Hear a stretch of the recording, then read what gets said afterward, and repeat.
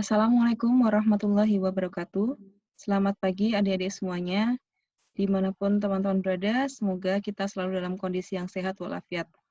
Pada kesempatan kali ini, melalui video ini saya akan memberikan penjelasan materi, melanjutkan perkuliahan yang sudah dibawakan oleh Bapak Ibdal dan Pak Adi ya, kemarin di perencanaan proyek industri. Nah, sebentar saya akan share PowerPoint-nya.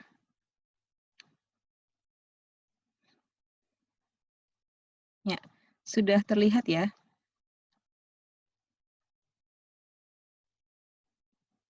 Nah, materi ini saya beri judul dengan nama Work Breakdown Structure atau WBS. Teman-teman kemarin sudah mendapatkan materi dari yang sebelum-sebelumnya, mungkin berkaitan dengan SDM, pemasaran, kelayakan ekonomi, dan seterusnya.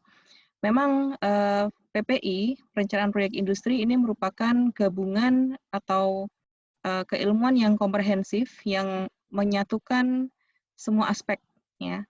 Karena kita berpikir atau bekerja pada ranah proyek begitu ya, maka keberhasilan proyek itu bisa dinilai dari berbagai aspek begitu ya. Seperti halnya kemarin yang pernah saya sampaikan juga di mata kuliah pengembangan produk. Pengembangan produk itu merupakan sebuah proyek juga, ya, merupakan sebuah proyek juga. Maka di dalamnya kan ada indikator-indikator kelayakan ya, ada kelayakan teknis, kelayakan ekonomi, dan kelayakan aspek-aspek yang lain, pemasaran dan seterusnya. Untuk bagian saya ya di akhir ini, saya nanti akan menjelaskan aspek teknisnya, yaitu berkaitan dengan pekerjaan dan juga penjadwalan, kemudian budgeting, apalagi ya? Ya seperti itulah teknis untuk pembuatan kegiatannya begitu ya. Nah, untuk yang pertemuan kali ini kita akan fokus pada bagaimana kita menyusun pekerjaan. Nah, seperti yang kita ketahui bahwa di dalam sebuah proyek itu pekerjaan yang terlibat itu sangat banyak begitu. Sangat banyak dan melibatkan banyak pihak juga dari berbagai bidang. Nah, kemudian muncullah alat ini ya, tools ya. Tools ini namanya WBS, Work Breakdown Structure. Nah, sebagai pendahuluan kita remind lagi, project adalah urutan aktivitas unik, kompleks, dan terkoneksi atau terhubung yang memiliki satu tujuan atau sasaran dan harus dilengkapi dengan waktu yang spesifik, sesuai dengan anggaran dan sesuai dengan spesifikasi. Ya, jadi on budget dan on specification. Nah, di mana manajemen project itu sendiri adalah proses melingkupi, merencanakan, menyediakan staff ataupun SDM atau sumber daya yang lain, mengorganisasi, mengarahkan, dan mengontrol pengembangan sebuah sistem yang dapat diterima dengan biaya minimal dan dalam jangka waktu yang sudah ditentukan. Nah, jadi kalau project itu adalah rangkaian aktivitasnya, kalau manajemen project itu adalah bagaimana mengorganisasi, mengontrol, dan juga mengatur begitu ya, agar semua sumber daya yang dimiliki itu dapat mendukung tercapainya goals gitu. Nah, salah satu atribut dasar dari profesi di bidang project ini adalah batang tubuh ilmu pengetahuan, atau yang istilah bahasa Inggrisnya adalah body of knowledge atau BOK. Yang bersangkutan seperti ilmu pengetahuan kedokteran itu juga mempunyai BOK kedokteran. Ya. Seperti juga di bidang manajemen project ini juga ada sendiri yaitu PM BOK, yaitu Project Management Body of Knowledge. Nah, berbagai lembaga manajemen telah menyusun BOK ini untuk manajemen project. Di antaranya yaitu Project Management Institute di USA. Nah, PMBOK itu merumuskan area ilmu manajemen project yang terdiri dari 9 komponen pengelolaan, yaitu integrasi lingkup kerja, waktu, biaya, mutu, sumber daya, pengadaan atau kontrak, resiko, dan komunikasi. Nah, sehingga dengan adanya PMBOK itu kita dapat membedakan perbedaan antara kegiatan proyek dengan kegiatan operasional rutin yang berpengaruh terhadap pengelolaannya. Ya, dimulai dari masa mulai dan masa akhir yang amat tajam pada siklus proyek. Mungkin saya perlihatkan sedikit mengenai PMBOK ya. Jadi teman-teman agar punya bayangan begitu. PMBOK.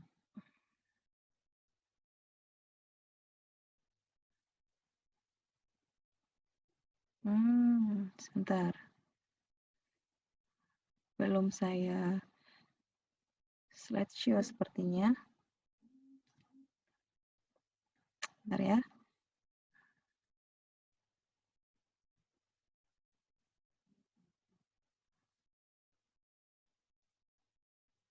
Saya cari dulu.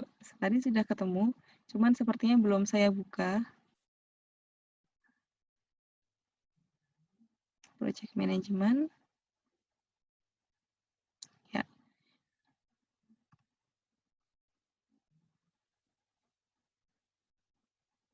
Oke, saya ganti dulu slideshow-nya. Saya share screen untuk PMBOK.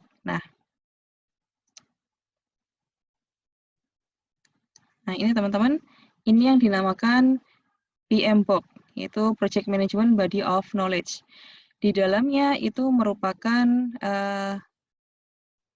serangkaian penjelasan, deskripsi, dan penjelasan mengenai proses bagaimana manajemen proyek itu dilaksanakan. Nah, ini teman-teman nanti akan saya share aja PMBOK itu yang seperti apa. Nanti kalian bisa melihat sendiri. Ya. Ini saya mau lihat daftar isinya. Nah, ini akan dibagi pada beberapa chapter ya. Ini ada chapter, nah ini dia, ini yang saya cari. Oh, chapter 1-nya masih dia. Chapter 1.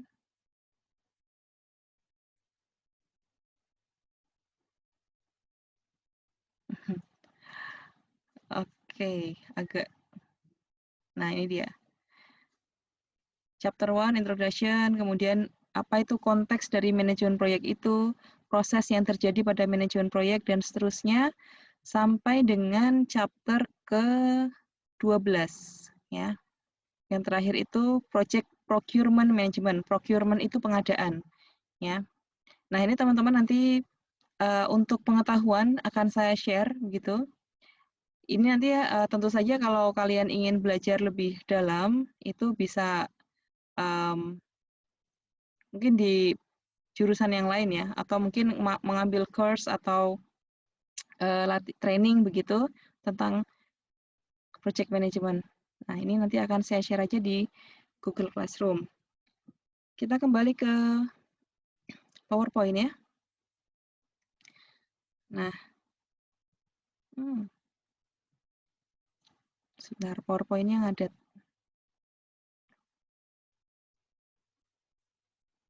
Oke.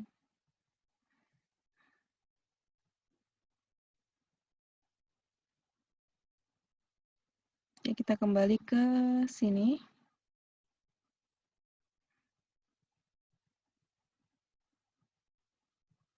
Nah,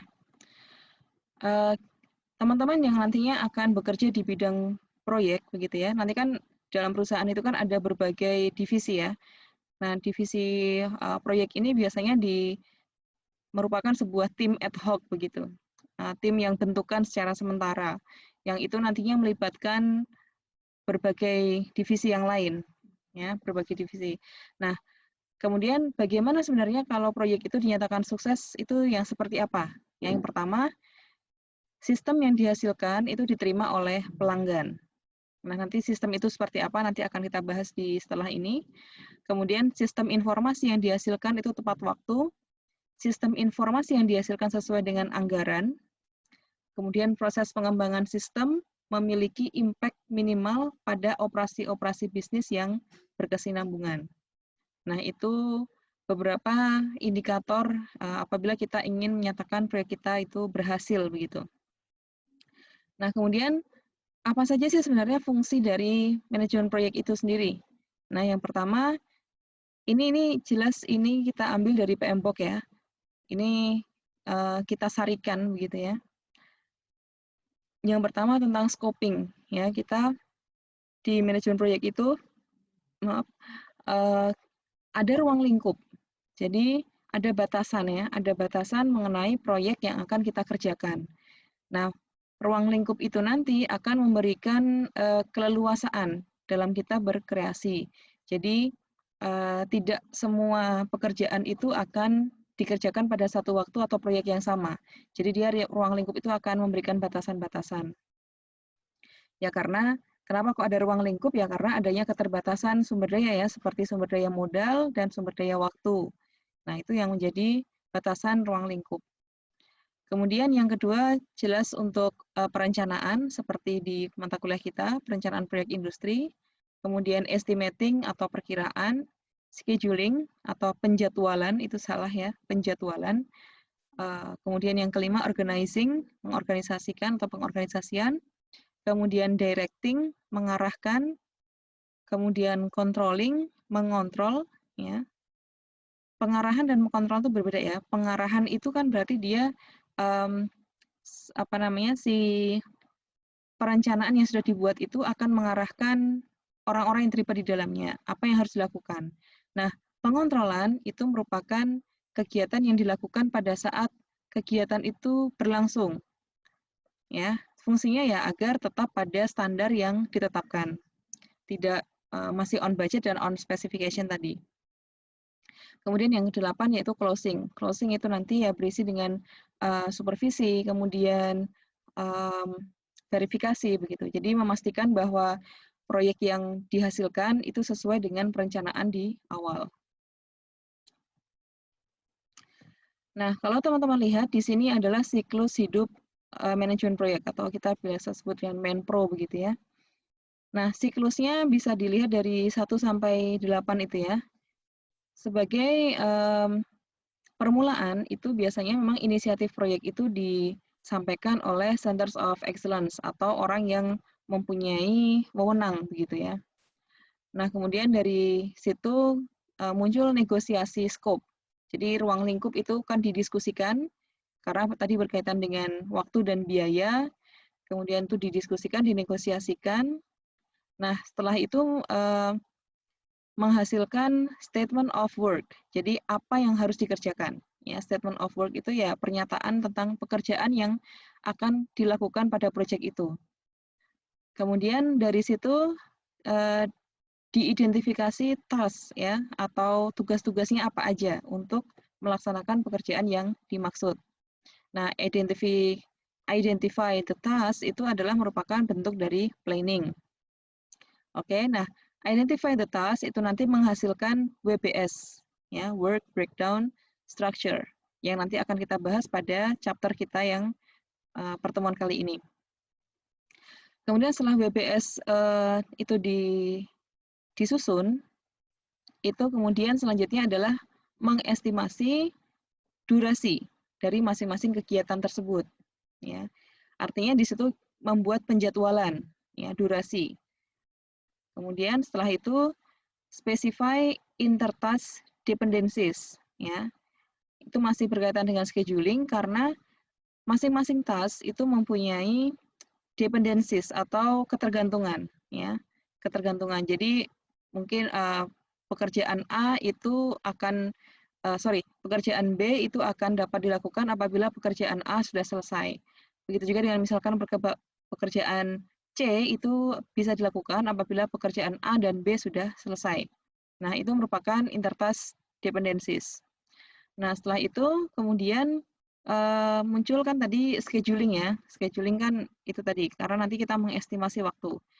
Nah, nanti scheduling nanti kita akan bahas di pertemuan berikutnya. Setelah itu kemudian assign resources. Jadi assign resources itu merupakan bentuk dari pengorganisasian. Resources itu kan salah satunya kan manusia ya, sumber daya manusia. Maka di situ terlibat di dalamnya adalah manajer project dan orang-orang yang bawahan-bawahannya, ya, supervisor di bawahnya. Setelah itu resource assignment, assign resource itu yang dihasilkan dari situ adalah assignment untuk resource dan budget. Jadi dari proses assign resource tadi dihasilkan, oh ini loh yang kita punya dan ini adalah budget yang dianggarkan. Ya, sumber daya apa yang sudah dipunya dan budget yang dianggarkan. Kemudian yang selanjutnya, siklus berikutnya yaitu direct the team effort. Ya, direct the team effort berarti kan menunjuk, ya, mengarahkan. Ya, menunjuk, mengarahkan orang-orang mana saja yang menjadi delegasi atau orang yang diberikan tanggung jawab, ya, diberikan tanggung jawab pada setiap task yang berkaitan dengan proyek tersebut. Nah, setelah dibagi-bagi itu tanggung jawabnya, setelah itu masuk pada siklus monitor and control progress. Ya, berarti dia controlling. Artinya dia harus memastikan bahwa setiap task, ya, tadi pekerjaan yang dilakukan itu sesuai dengan spesifikasi dan budget yang disepakati di awal. Nah, setelah itu kalau sudah misalkan hasil dari controlling tadi sudah sesuai begitu, maka project itu sudah completed. Ya. Maka tahapan yang terakhir yaitu assessment project. Ya, bahwa menyatakan bahwa project ini sudah selesai dan sudah di-assess project sesuai dengan spesifikasi awal, yang sesuai yang direncanakan. Nah, siklus itu akan berlangsung terus-menerus apabila memang ada project-project baru, gitu ya. Nah, kemudian terdapat beberapa teknik dan metode khusus yang perlu dikuasai untuk dapat mengelola proyek dengan lancar, terutama dalam aspek perencanaan dan pengendalian biaya dan jadwal. Ya, jadwal itu kan berkaitan dengan waktu. Nah, tools yang biasa kita pakai itu ada 4. Ya. Bagan balok atau biasa kita sebut dengan Gantt chart. Ya. Kemudian yang kedua yaitu jaringan kerja atau network. Network itu ada CPM, PDM, dan PERT. Nah, ini nanti yang akan kita bahas di kesempatan berikutnya. CPM itu Critical Path Method. Ya. Kemudian yang ketiga yaitu analisis variance. Yang keempat adalah SRK atau WBS, ya, Work Pattern Structure. Nah, teman-teman, apabila kita berbicara masalah proyek, itu kita berbicara masalah sistem. Ya, sistem itu adalah sebuah lingkungan, ya, kebulatan yang berfungsi secara utuh karena adanya saling ketergantungan antar bagian. Jadi dalam sistem itu pasti ada bagian-bagian yang bekerja dan saling bergantung, ya, saling mempengaruhi begitu. Terdapat 3 metodologi sistem yang erat kaitannya dengan penyelenggaraan proyek, yaitu metodologi analisis sistem, engineering system, dan manajemen sistem. Nah, pengertian dari masing-masing ini adalah seperti di sini ya. Analisis sistem itu kaitannya dengan proses analisis untuk memilih alternatif dan pengambilan keputusan. Ya, jadi ini merupakan tahapan awal ya. Tahapan awal. Jadi beberapa hal itu harus direncanakan dan pada saat perencanaan itu merupakan sebuah bentuk pengambilan keputusan. Nah, di situ ada expert ya, ada sistem pakar, ada sistem pengambilan keputusan ya, decision making dan seterusnya. Nah, itu ada toolsnya sendiri, tidak perlu kita bahas ya. Itu nanti ranahnya prodi lain. Kemudian ada yang disebut dengan engineering system. Ya, engineering itu kan artinya rekayasa. Maka yang direkayasa apanya, ya? Yang direkayasa adalah prosedurnya, ya, sistematikanya, untuk mewujudkan agar kegiatan tadi, ya, rekayasa kegiatan tadi agar sesuai dengan sistem yang dibangun, ya. Kemudian yang terakhir pengertian dari manajemen sistem yaitu orientasi untuk mencapai tujuan dan optimasi total sistem. Ya, artinya kalau manajemen yang berkaitan dengan pengaturan ya, pengendalian. Maka ketiga hal ini sangat berpengaruh ya apabila kita itu ingin menjalankan sebuah sistem. Sistem itu secara gampangnya apa ya, sistem itu adalah sebuah hal yang merupakan produk pemikiran manusia ya.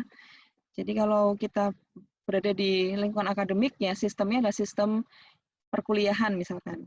Sistem perkuliahan yang ada di PPI ini, kuliah PPI ya sistemnya adalah online, kemudian ada tanya jawab, ada feedback, ada tugas dan seterusnya. Nah, dia ada hal kegiatan yang berkesinambungan.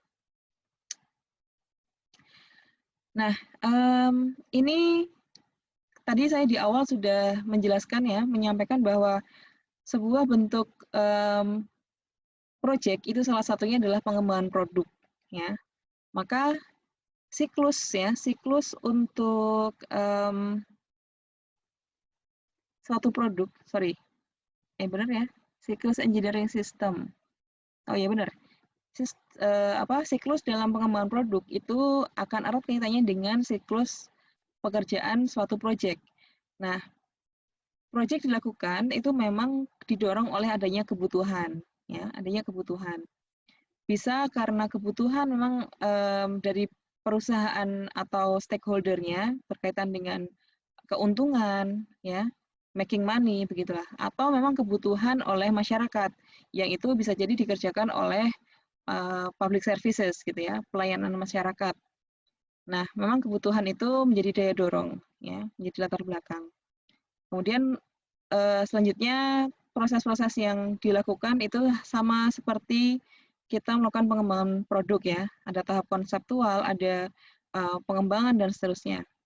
Nah, ini saya ingin menunjukkan bahwa sebuah bentuk pengembangan produk baru itu merupakan salah satu bentuk dari project. Ya.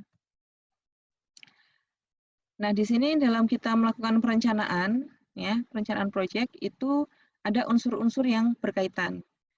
Nah, saya pikir di kuliah sebelumnya itu semoga yang bagian ini, ya, yang bagian ini itu sudah dijelaskan oleh pengampu mata kuliah sebelumnya ya. Nah, nanti saya itu nanti akan bekerja untuk penjelasan di bagian ini. Ya. Perencanaan jadwal, anggaran, dan jadwal induk. Oh, dari sini deh, perencanaan waktu, perencanaan jadwal, dan anggaran. Nah, oke, kita masuk ke WBS-nya itu sendiri. WBS itu singkatan dari Work Breakdown Structure. Ya. Ini ada yang salah tulis sepertinya ya. Struktur itu harusnya structure ya. Atau bisa juga disebut dalam bahasa Indonesia itu SRK, ya, struktur rincian lingkup kerja. Nah, WBS itu merupakan alat manajemen mendasar yang mendefinisikan proyek melalui level aktivitas yang bisa diidentifikasi di manajemen dan dikendalikan dengan jelas. Oke, atau bisa juga didefinisikan sebagai sebuah alat grafis, ya, bentuknya gambar begitu, yang digunakan untuk ilustrasi hierarkis kegiatan pada proyek yang meliputi ada fase, ada aktivitas, dan ada tugas-tugas. Nah, intinya WBS itu merupakan sebuah breakdown atau pemecahan dari setiap proses pekerjaan menjadi pekerjaan yang lebih detail, lebih kecil, ya, agar proses perencanaan proyek itu dapat mempunyai tingkatan yang lebih baik. Semakin detail kita dapat mendefinisikan pekerjaan, maka semakin besar pula kemungkinan proyek itu akan berhasil. Karena nanti akan berkaitan dengan waktu dan biaya. Jadi kadang mungkin kalau ada hal-hal yang tidak terdefinisi ya, atau tidak terprediksi sebelumnya bahwa oh ternyata ada pekerjaan ini dan tidak terdefinisi sebelumnya, maka pekerjaan yang tidak terdefinisi tersebut itu akan mengacaukan pekerjaan yang lain karena dia mungkin bisa saja membutuhkan biaya yang lebih, waktu yang lebih juga. Jadi mengganggu scheduling dan budgeting. Maka kemampuan tim proyek itu untuk detailing the task gitu ya, detailing tugas-tugas tersebut itu dibutuhkan. Nah, nanti tentang milestone ada di belakang. WBS disusun berdasarkan pembelajaran seluruh dokumen proyek yang meliputi kontrak, itu di awal, kemudian gambar-gambar kalau memang ada ilustrasi, dan juga spesifikasi. Nah, sehingga dari semua hal tersebut, dia akan diuraikan menjadi bagian-bagian yang mengikuti pola struktur atau hierarki tertentu yang lebih rinci begitu. Nah, teman-teman di dalam pelaksanaan sebuah proyek, ya, perencanaan proyek itu kita mengenal adanya prinsip 100% rules.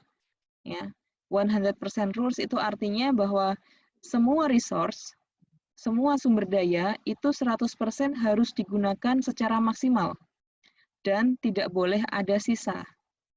Nah, sehingga perencanaan proyek itu bisa optimal. Jadi bayangannya memang apabila misalkan waktu yang diberikan adalah sebesar X dan juga biaya yang dianggarkan sebesar Y, maka nantinya ketika penyusunan detailing pekerjaan dan budget itu harus sesuai dengan X dan Y tadi. Jadi X1 ya sama dengan X2 nanti ketika output. Y1 juga sama dengan Y2. Jadi tidak ada pembengkakan maupun tidak ada kekurangan. Ya, pembengkakan ataupun sisa ya. Tidak ada pembengkakan maupun sisa. Jadi harus tepat begitu. Nah, dibolehkan ada sisa asalkan masih ada threshold atau batas ambang ya, atau mengikuti atau sesuai dengan KPI, Key Performance Indicator, yang telah ditetapkan di awal. Nah, tadi 100% resource harus digunakan, itu resource yang dimaksud bisa berupa sumber daya manusia, bisa berupa mesin, bisa berupa money, ya, modal, dan juga material atau bahan baku. Atau hal-hal yang lain yang perlu lebih rinci lagi. Dalam pembuatan WBS, dia mempunyai karakteristik yang pertama hierarkis. Hierarkis itu dia berarti berurutan gitu ya, bertingkat-tingkat. Kemudian yang kedua, karakteristik yang kedua, dia mengikuti 100% rules, tidak boleh ada sisa, ya. Semua sumber daya harus dimanfaatkan secara optimal. Kemudian karakteristik yang ketiga yaitu mutually exclusive. Artinya tidak boleh ada overlap ya atau tumpang tindih. Artinya bahwa setiap pekerjaan itu dibuat memang untuk mendukung pekerjaan yang lain. Jangan sampai ada tumpang tindih atau pekerjaan yang dilakukan sama tapi ditulis pada kegiatan yang berbeda. Padahal aslinya fungsinya sama begitu. Kemudian yang keempat, karakteristik yang keempat yaitu outcome focus, yaitu pekerjaan-pekerjaan detail yang diidentifikasi guna menunjang pencapaian tujuan utama pekerjaan. Jadi fokus pada outcome atau hasil ya. Nah, kemudian nanti WBS itu dia punya struktur ya, Dek ya, punya struktur. Nah, struktur dalam WBS itu mendefinisikan tugas yang dapat diselesaikan secara terpisah dari tugas-tugas yang lain. Memudahkan alokasi sumber daya, terus kemudian memberikan tanggung jawab, ya karena tadi sudah kita detailkan kan pekerjaannya, maka yang tanggung jawab terhadap pekerjaan A itu siapa, pekerjaan B siapa, dan seterusnya. Serta juga untuk mengukur dan mengendalikan proyek tersebut. Nah, pembagian tugas itu menjadi sub-sub tugas yang lebih kecil dengan harapan menjadi lebih mudah untuk dikerjakan, ya, lebih mudah untuk dikerjakan karena tahu kan apa yang harus dikerjakan lebih. Oh, kamu mau bikin misalkan santan begitu ya. Pekerjaannya membuat santan, maka pekerjaan sub-sub tugasnya yaitu yang pertama berarti mengupas kelapa, kemudian yang kedua memarut, kemudian yang ketiga memeras dan seterusnya begitu ya. Nah, sub-sub tugas itu kan akan lebih mudah dikerjakan apabila orang-orang yang terlibat di dalamnya itu bisa memahami, oh ini yang harus saya kerjakan, oh ini harus saya kerjakan. Dan juga subtugas tadi itu fungsinya juga dapat lebih mengestimasi waktu yang akan dibutuhkan, ya, lebih dapat valid begitu waktu yang digunakan. Nah, sebenarnya ada 4 macam bentuk dasar dari WBS. Namun biasanya yang paling mudah digunakan yaitu yang bentuk hierarki. atau yang bertingkat-tingkat gitu ya. Ada hierarki, linear, non-linear, dan campuran. Oke. Ini bisa kita skip aja karena nanti yang kita akan gunakan yang hierarki begitu. Ya. Oh ya teman-teman, nanti saya lupa tadi menyampaikan di awal bahwa penggunaan tools-tools ini itu ada WBS, ada Gantt chart, ada CPM, ada PERT gitu ya. Itu nanti kita akan mudah itu ya apabila kita menggunakan MS Project. Jadi coba dicek di laptopnya masing-masing atau di komputernya masing-masing, apakah kalian mempunyai MS Project ya, Microsoft Project. Itu nanti akan lebih mudah ketika kalian nantinya mengerjakan tugas karena di situ sudah ada simbol-simbol, kemudian teknik untuk membuatnya itu lebih mudah daripada kita gunakan software yang lain. Nah, coba dicek ya. Semoga kalaupun masih ada yang tidak punya, semoga bisa mencari softwarenya gitu. Nah, teman-teman, WBS itu memberikan peranan yang penting dalam penyusunan sebuah proyek ya, perencanaan sebuah proyek. Yang pertama, dia mempunyai manfaat untuk mempercepat proses penyelesaiannya, kemudian mengetahui pencapaian apa saja yang sudah diinginkan dari proyek tersebut, kemudian WBS itu dapat merencanakan proyek kedepannya itu seperti apa, gitu ya. Jadi lebih detail. Misalkan proyek yang sudah dilaksanakan kegiatan A itu ada kekurangan atau mungkin ada hal yang berpotensi untuk dikembangkan, maka bisa dicatat begitu. Kemudian membagi proyek ke dalam unit yang bisa diidentifikasi dan manageable atau dapat diatur. Kemudian WBS juga mengidentifikasi biaya sesuai dengan kontrak atau sesuai dengan kesepakatan awal gitu ya. Kemudian mengintegrasikan biaya dan waktu, serta memberikan summary atau ringkasan dari biaya dan jadwal proyek untuk tujuan reporting atau pelaporan. Oke, di sini juga menambahkan ya info bahwa WBS itu memberikan kemudian kita dalam menyusun project life cycle, peramalan biaya, jadwal, dan selanjutnya. Oke, kita masuk pada struktur ya. Kita masuk pada apa saja yang ada pada WBS ini. Nah, WBS itu nanti bentuknya seperti pohon, kalau ya bukan pohon dalam arti pohon-pohon yang bentuknya ada daun dan seterusnya ya, tapi dia merupakan bentuk hierarki tadi atau bertingkat-tingkat. Nah, kemudian biasanya dalam WBS itu project ya, nama project itu merupakan level 0. Nanti ada beberapa level. Biasanya minimal ya, dan yang paling bagus sebenarnya ya, itu WBS itu ada 3 level ya. Dengan level 0-nya itu merupakan level project atau nama projectnya tadi misalkan project membuat santan gitu. Nah, kemudian level 1-nya itu merupakan sub kegiatan yang harus dilakukan. Kemudian level 2 itu merupakan sub kegiatan dari level 1. Level 3 merupakan sub kegiatan dari level 2 dan seterusnya sampai pekerjaan itu dapat didefinisikan secara rinci dan detail gitu ya. Oke. Ada juga teman-teman istilah lain, ini istilahnya sama ya. Tadi ada yang menggunakan level 0, level 1, 2, dan seterusnya. Ada juga yang menggunakan istilah fase, entry, dan activity. Nah, WBS mungkin saja disusun mengikuti pembagian atau pentahapan dalam siklus project life cycle. Nah, level-level yang lebih tinggi dari struktur umumnya dikerjakan oleh kelompok-kelompok. Ya, jadi semakin kecil tuh angka levelnya, level 1, level 2 berarti kan lebih kecil level 1. Maka level 1 itu dikerjakan lebih banyak orang daripada level 2. Sampai seterusnya sampai dengan pekerjaan level itu dikerjakan oleh individu. Ya. Semakin besar angka pada level itu menunjukkan semakin kecil orang yang bekerja atau melaksanakan tugas tersebut. Jadi harapannya memang setiap pekerjaan itu mempunyai spesifikasi sendiri.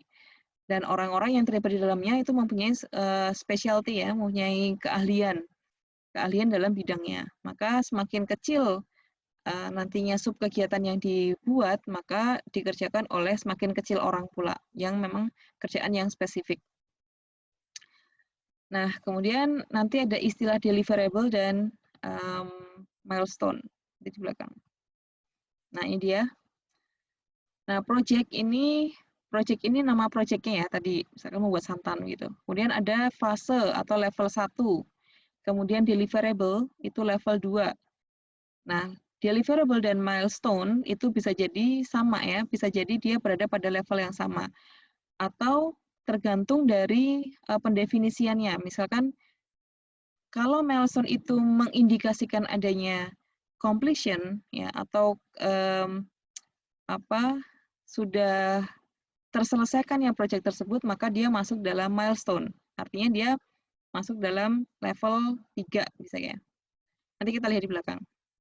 Bentuknya yang digambar seperti apa.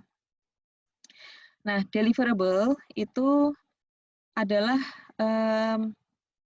sebuah bentuk yang terlihat ya, yaitu tangible atau terlihat secara fisik. Nah, seperti laporan, presentasi, prototype, dan seterusnya. Itu deliverable. Tapi kalau milestone itu adalah peristiwa penting atau prestasi atau capaian atau kontrol kualitas. Ya, jadi milestone itu merupakan sebuah bentuk completion, sebuah bentuk menyatakan bahwa proyek atau kegiatan itu sudah selesai, itu completion. Ya, jadi itu kan merupakan sebuah capaian kan. Nah, itu milestone. Kita lihat di sini ya, kita lihat di sini. Teman-teman bisa lihat di sini ada angka, ya, di sini ada angka. Dilihat di bagian depannya ya, di bagian depannya.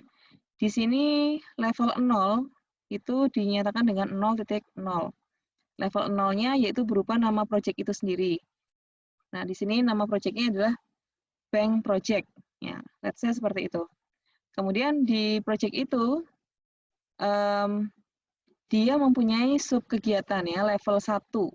Ya, level 1-nya ini ya, conceptualize and initialize project, develop charter and plan, analysis, design, construction, testing gitu ya. Nah, ini level 1 kalau disebut tadi sebagai phase. Ini sebagai phase ya, fase. Nah, sebagai contoh di bagian subkegiatan testing, ya, di fase testing, ini fase-fase semua namanya fase conceptualize, fase develop, fase analysis, dan seterusnya. Nah, kita lihat di fase testing. Di fase testing ini, kita bisa membreakdown lagi pekerjaan-pekerjaan lebih kecil. Nah, ini yang dinamakan deliverable. Ya. Testing ini bisa berupa test plan dan test result report, dan juga testing completed, begitu. Test plan, test result report itu merupakan deliverable. Ya, ini fase testing, test plan ini 6.1, 6.2 ini deliverable. Nah, kemudian di bawahnya deliverable itu merupakan activity. Ya, activity-nya untuk test result report. Berarti apa yang harus dilakukan untuk melakukan pelaporan hasil pengujian. Yang pertama dia harus review test plan with client, ya, mereview perencanaan pengujian dengan klien. Kemudian carry out test plan, membawa perencanaan tes tadi atau pengujian tadi. Kemudian analyze the results, ya, menganalisis hasil. Kemudian prepare test result report and presentation. Dia juga harus menyediakan atau mengerjakan laporan dan presentasi, ya. Kemudian dia juga harus present test results to klien. Dia harus mempresentasikan hasil pengujian tadi ke klien. Kemudian pekerjaan yang dilakukan selanjutnya yaitu address any software issues or problems, gitu ya. Dia harus apabila memang ada pengujian yang problem begitu ya, maka dia harus menuntaskan gitu ya, mengerjakan. Nah, begitu teman-teman. Jadi di sini leveling pekerjaan itu akan berlaku di sini ya. Ini fase, ini deliverable, ya, ini activity. Nah, capaiannya adalah nantinya milestone. Jadi bisa jadi milestone itu ada di bawahnya si apa tadi, di bawahnya si activity ya, atau di bawahnya si deliverable atau di bawahnya si activity. As long as milestone itu menyatakan bahwa dia merupakan sebuah tahapan penyelesaian dari sebuah activity, gitu ya. Nah, dalam pembuatan BPS, teman-teman, itu biasanya kita gunakan coding, ya, pengkodean. Nah, coding seperti yang tadi di atas tadi sudah pengkodean ya, seperti ini. Nah, seperti contohnya di sini lebih jelas lagi. Di sini project-nya adalah building project, ya. Project-nya adalah building project. Kemudian building project ini merupakan level 1, ya kan? Selanjutnya di sini ada building project ini adalah level 0. Kemudian di bawahnya ada level 1, yaitu berupa work preparation atau persiapan kerja, kemudian structure, electrician dan mesin gitu ya, apa ya ini? Electricity lah pokoknya ini ya. Kemudian finishing begitu. Nah, kemudian di tahapan structure ini kan dikodekan dengan huruf 2 ya. Huruf 2. Nah, di bawahnya ada subkegiatan yang mendukung pembuatan structure ini atau struktur ya. Nah, pekerjaan yang harus dilakukan adalah membuat struktur atas dan struktur bawah. Nah, karena kegiatan ini di bawahnya si struktur dengan angka 2, maka dia dibuat 2.1 untuk pekerjaan pertama dan 2.2 untuk pekerjaan kedua. Nah, selanjutnya di masing-masing ini didetailkan lagi. Nah, di sini ada pembuatan fondasi, pembuatan basement, dan pembuatan basement yang pertama dan pembuatan basement yang kedua. Karena ini merupakan di bawahnya 2.2, maka dibuatlah 221. Ini 222 dan 223. Nanti kalau masih ada lagi ya berarti 224 dan seterusnya. Oh, ternyata pembuatan fondasi itu ada pekerjaan yang lebih detail lagi. Nah, ini istilah sipil sih, saya kurang paham artinya dalam bahasa Indonesia ya, pile cap dan slough ini. Artinya yang perlu kita pahami adalah apabila ini di bawahnya sebuah pekerjaan, maka dia melanjutkan numbering dari di bawah pekerjaan itu. Jadi artinya kalau 2212 berarti dia ada di level 3 ya. Di level 3 ini kan level 0, 1, 2, 3, 4. 1, 2, 3, 4. Oh ya, sorry. 2, 2, 1, 2. Berarti ini yang menyatakan apa namanya deh, levelingnya. 0, 1, 2, 3, 4 ya. Oke. Di sini juga contoh yang lain seperti proyeknya itu adalah membuat mobil baru ya, membuat mobil baru. Nah, di situ yang dibutuhkan adalah bagaimana untuk hiburan, kemudian bagaimana untuk membuat mesinnya, berkaitan ada transmission dan suspension, kemudian bagaimana membuat bodinya. Nah, masing-masing pekerjaan ini kemudian di breakdown lagi. Nah, sama ya. Jadi 2.0 maka di sini menjadi 2.1, 2.2, 23 dan 24. Di sini kalau di bawahnya body maka 3, 31, 32 dan 34. Dan seterusnya 1, 2, 3. Jadi kalau teman-teman ingin mengidentifikasi level ya, level dari pekerjaan tersebut, maka kita bisa lihat dari kodenya. Kalau kodenya itu ada 3, maka berarti dia berada di level 3. Gitu ya. Nah, ini kan bentuknya seperti pohon ya, seperti pohon. Kalau dulu kita di PPKN pendidikan kewarganegaraan ya, itu kan ada tuh ya family tree begitu. Nah, ini seperti itu juga family work gitu ya. Kok family work sih? Work tree. Sorry, work tree gitu ya, pohon pekerjaan. Nah, oke, ini ada 10 10 golden rules dalam membuat WBS. Jadi ada beberapa peraturan yang dikenai untuk kita sebagai orang yang nantinya akan membuat WBS. Yang pertama, WBS itu dikerjakan oleh tim, ya, bukan oleh individu, karena itu harus membutuhkan pemahaman yang detail. Maka semua orang itu harus yang terlibat dalam tim itu harus mempunyai kontribusi. Kemudian WBS itu dibuat dengan minimal 3 level, ya, minimal 3 level. Jadi kalau cuma 2 itu berarti belum detail gitu ya. Minimal 3 level. Dengan level 0 adalah project itu sendiri. Kemudian yang ketiga, jangan bingung memecah pekerjaan, ya. Jadi tuliskan saja dulu begitu ya pekerjaan apa saja yang terlibat di dalamnya. Ketika nanti memang ada overlap, berarti ada yang harus dihapus ya atau digabungkan. Nah, kemudian yang keempat berkaitan dengan penamaan ya, penamaan kegiatan. Penamaan WBS itu dengan kata benda, jangan gunakan kata kerja. Gampangannya, kita jangan gunakan kata yang menggunakan awalan me. Ya, misalkan tadi pembuatan santan begitu ya, proyeknya pembuatan santan. Berarti di structure nanti di breakdown-nya itu ya berarti pengupasan kelapa, pemecahan butir kelapa, pemarutan. Itu kan kata benda. Pean itu kan kata benda yang jadi bahasa Indonesia ya. Jadi bukan dengan memeras kelapa, memecah kelapa, bukan. Tapi pemerasan kelapa, pemecahan kelapa dan seterusnya, ya. Kemudian rules yang kelima, WBS adalah pecahan item pekerjaan. Ya, jadi daftar pekerjaan adalah hasil dari pemecahan WBS yang nantinya akan dapat mendukung dalam pengestimasian jadwal dan biaya.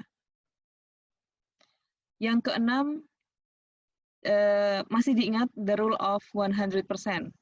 Jadi artinya kan tidak boleh ada sumber daya yang tersisa ya, Dek ya. Tidak boleh ada sumber daya yang tersisa. Misalkan di situ teman-teman lihat di level 1. Di level 1 sumber daya yang disediakan yaitu ada pekerja yaitu sebanyak 6 orang, kemudian kayu sebanyak 20 unit, cangkul 6 unit, stamper 2 unit. Nah, dari level 1 itu kan dia nanti akan di breakdown pada level 2. Nah, level 2 itu kan berkaitan ada beberapa pekerjaan yang mendukung level 1. Maka keseluruhan ya, jumlah dari level 2 itu harus sama dengan sumber daya keseluruhan pada level 1. Misalkan di sini pekerja. Level 2 itu kerjaan yang pertama pembersihan rumput. Ya, pembersihan rumput. Pembersihan rumput ini membutuhkan pekerja 2 orang dan cangkul 2 unit. Ya, tidak mungkin kalau pekerjanya 2 orang, cangkulnya 3, itu kan buat apa gitu kan. Jadi, atau mungkin pekerjanya 2 kok cangkulnya cuma 1, berarti kan ada yang kurang. Berarti pekerjanya 2, cangkulnya 2. Pekerjaan yang kedua yaitu pemasangan kayu tadi ya, bow plank. Dibutuhkan pekerja 2 orang, cangkul 2 unit, dan kayu 20 unit. Kemudian pekerjaan yang ketiga pada level 2 yaitu perataan dan pemadatan tanah. Dibutuhkan pekerja 2 orang, cangkul 2 unit, dan stamper 2 unit. Artinya di sini teman-teman, pekerja di masing-masing pekerjaan itu kalau dijumlahkan 2, 2, 2, 2 ditambah 2 tambah 2 itu harus sama dengan pekerja yang ada pada level 1, yang disediakan oleh level 1. Cangkul juga, cangkul kan yang disediakan 6 unit ya, maka dari semua pekerjaan ini apabila ditambahkan, di total maka harus sama dengan jumlah sumber daya yang ada pada level 1. Nah, begitu seterusnya ya. Kalau ini masih ada pemecahan lagi, berarti harus level yang ketiga harus sama dengan level yang kedua. Dan seterusnya. Paham ya, semoga ya. Kemudian rules yang ketujuh, yaitu membuat WBS merupakan sebuah bentuk proses iterasi. Iterasi itu adalah artinya pengulangan ya. Jadi bisa jadi pembuatan WBS itu tidak sekali jadi, tapi sekali dibuat kemudian direview, ada yang salah atau ada yang kurang, dibuat lagi, direview lagi, dan seterusnya, sampai dengan sudah fix begitu ya, sampai dengan semua pekerjaan itu sudah sesuai dengan jadwal dan biaya yang digunakan. Selanjutnya, mendefinisikan pekerjaan. Ya, rules yang ke-8 yaitu mendefinisikan pekerjaan.